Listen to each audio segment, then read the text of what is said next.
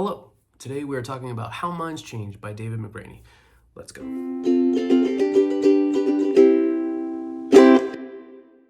Aloha from Italy, my name is Luke and this is a book review covering How Minds Change by David McRaney. Before I begin with the book, I just wanted to give a little bit of a preamble to explain why this book is so important to me. In 2012-ish, I started to notice more political talk at work and public spaces, and I was wondering at the time if this was because of the political atmosphere permeating more and more into public consciousness, or if it was just because I was getting old enough to be around other adults who cared about politics. But it hasn't gotten any better. It's just gotten worse. So much worse. And in 2019, I had had enough. Couldn't take any more of it. I unfollowed every single person on my Facebook or any sort of social medias, and I refused to talk about politics to anyone. I hated the topic.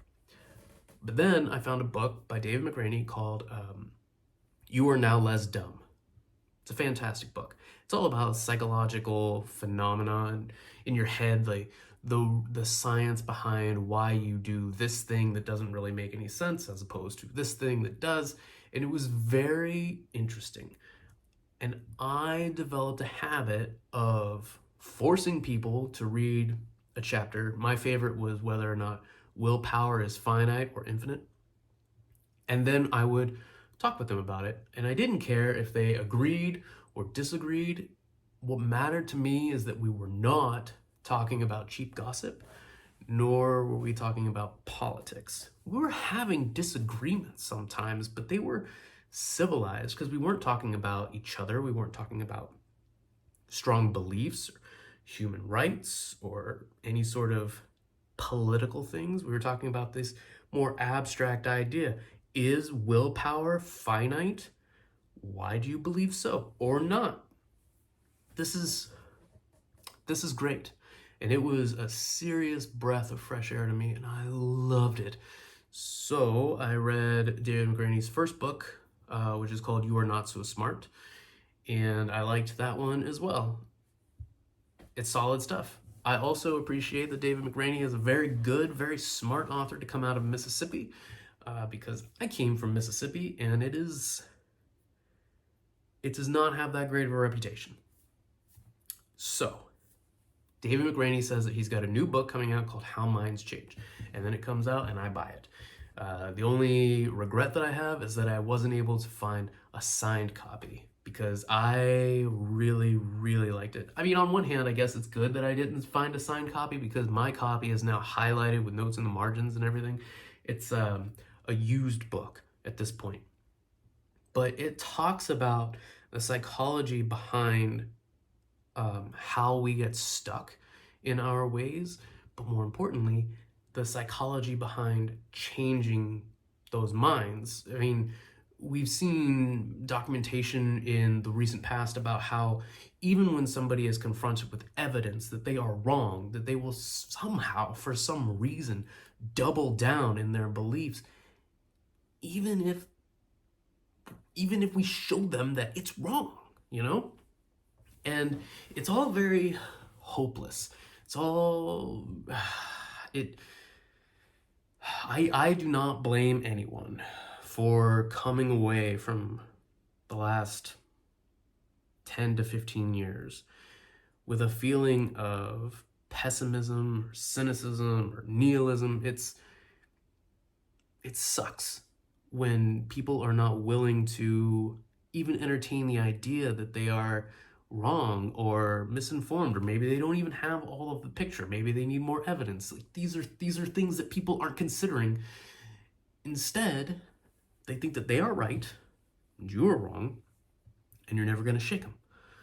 So David McRaney comes out with this book that says not only can you shake them, but it's actually a fairly easy process.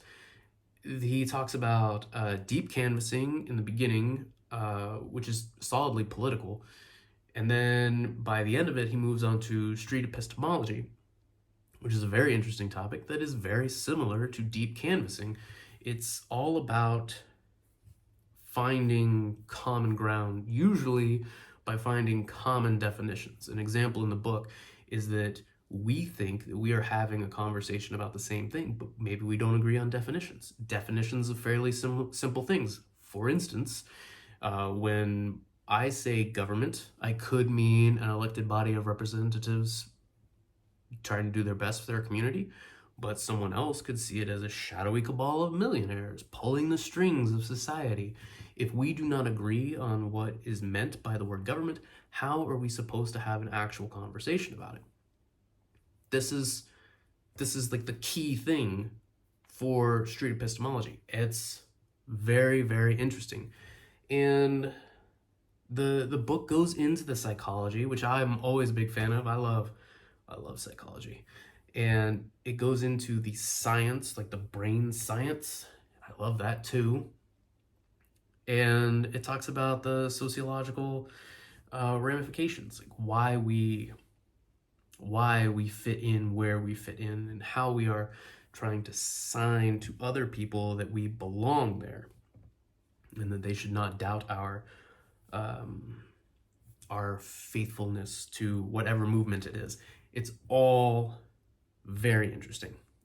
But what really got me, and why I think this book is worth reading by everyone, is that at one point David McRaney mentions, kind of off to the side, that he would never write this book on how to change someone's mind without also including the question for the person who wants to change their minds.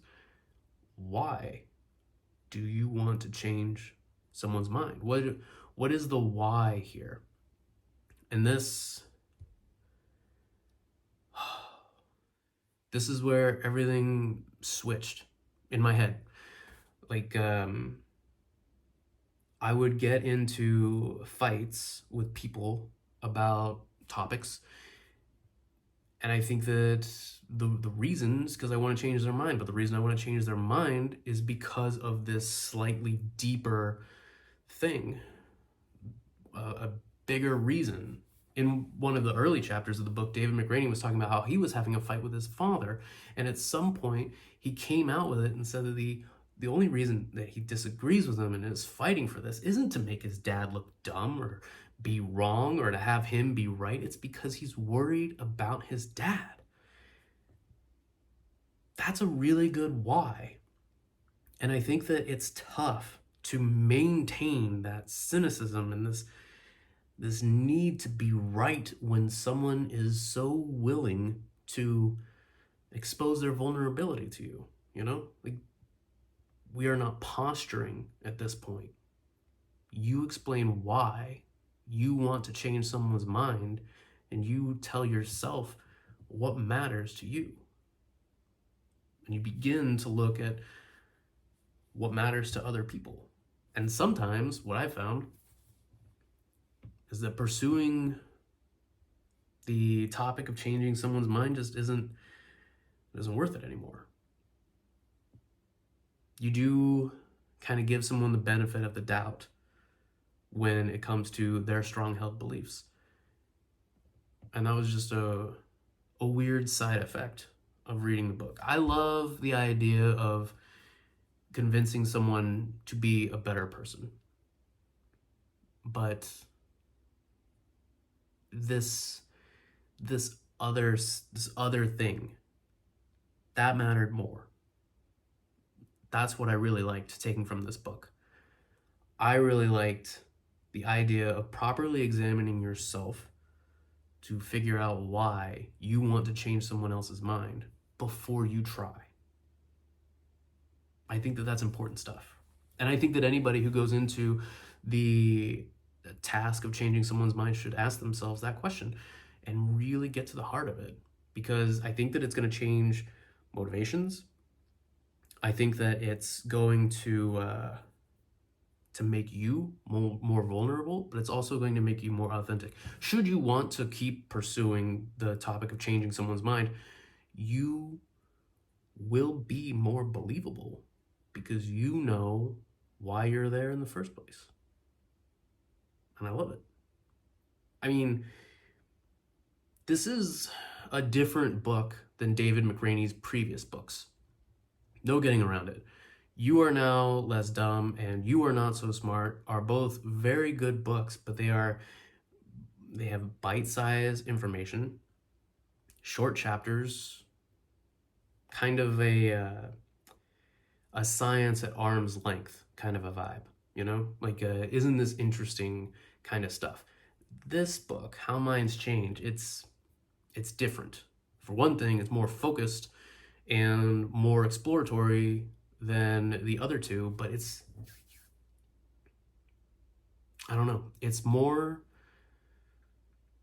closer. It's more significant to the reader, and I feel like it's more significant to the writer. I needed, in 2019, I really needed You Are Now Less Dumb and You Are Not So Smart. But in 2024, I needed How Minds Change, not necessarily because I want to change minds.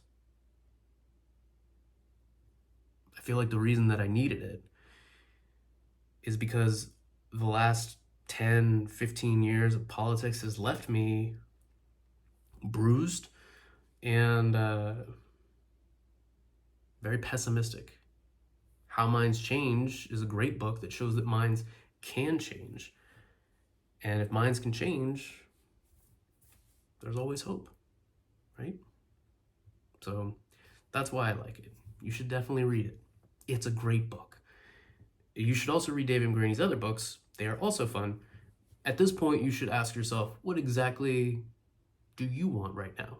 Do you want fun stories told in a humorous way about why your brain organizes things into a sequential order as opposed to just accepting the chaos that is life? Or do you want to read about how pro-gay agencies are trying to change the world, you know? But they're both very good types of books, and they both need to be pursued. Definitely one of the more important books that I've read recently, and you should read it as well. That is all I have for this book. I really appreciate you sticking through to the end. I realize that this is kind of a downer topic, but you know, can't read all Stephen King's. So thank you again. I hope you have a great day. Goodbye.